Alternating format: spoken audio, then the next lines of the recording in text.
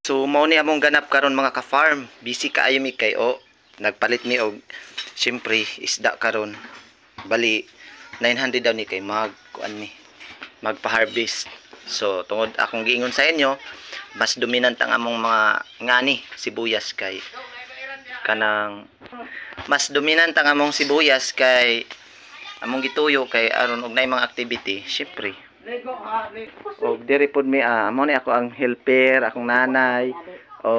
Diri isa ka nagsiga.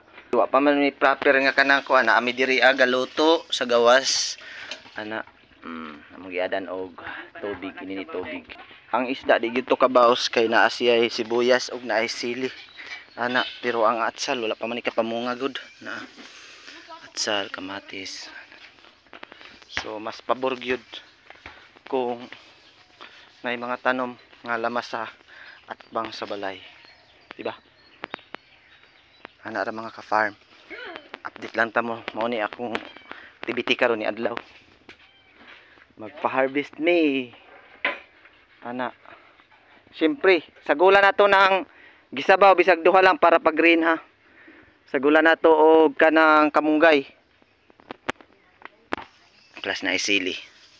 Tagaktak yun ni unya tong gisabaw. So yun ito na mga ka-farm.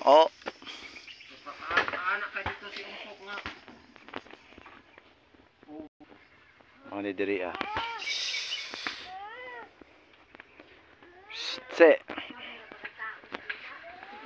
So day isa nga nag-prepare na kay para sa mag-sugbamig isda.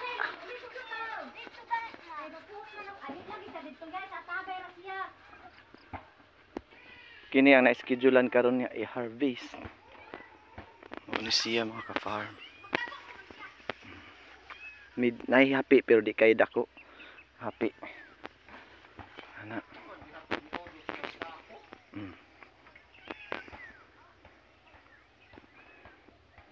Maayo kay nindot ang panahon. Salamat kaayo. Salamat kaayo sa panahon, nindot kaayo.